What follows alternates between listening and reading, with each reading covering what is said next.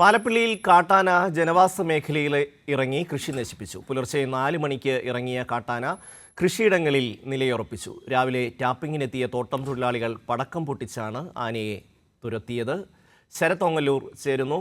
ശരത്ത്, എന്തൊക്കെയാണ് ഇത് സംബന്ധിച്ച വിശദാംശങ്ങൾ?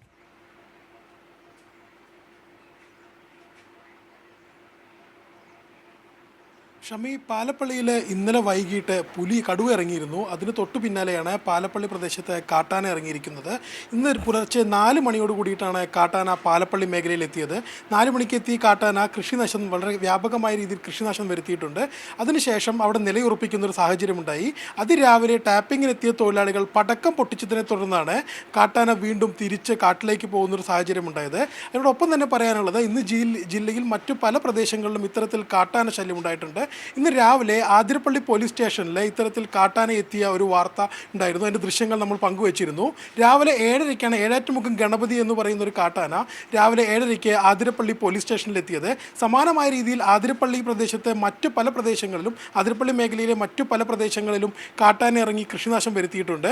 പാലപ്പള്ളിയിൽ ഇറങ്ങിയ ആന ഏതാണ്ട് കൃഷിനാശം വരുത്തി 4 മണിക്ക് വന്ന കാട്ടാന ടാപ്പിംഗ് തൊഴിലാളികൾ പടക്കം പൊട്ടിച്ചതിനെ തുടർന്ന് വൈകിട്ട് ഒരു 6-7 മണിയോട് കൂടിയിട്ടാണ് കാട് കയറിയിട്ടുള്ളത്. ഷമ്മി, ശരത്ത്, അവിടെ കടുവ ഇറങ്ങി എന്നുള്ളൊരു വാർത്ത കൂടി വരുന്നുണ്ടല്ലോ.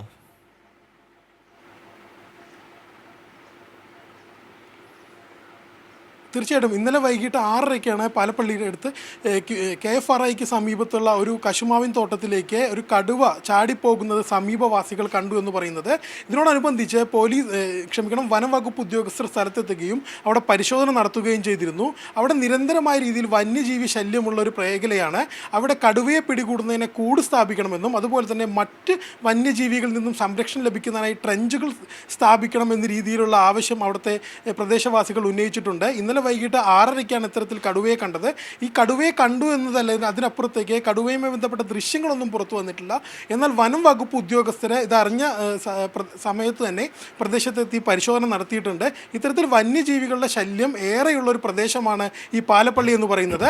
ഈ പാലപ്പള്ളിയിലാണ് ഇന്നലെ വൈകിട്ട് 6:30-ക്ക് ഇത്തരത്തിലൊരു കടുവയെ കാണുന്ന സാഹചര്യമുണ്ടായത്. ഷമ്മി, തൃശ്ശൂർ പാലപ്പള്ളിയിൽ കാട്ടാനയും കടുവയും ഇറങ്ങി.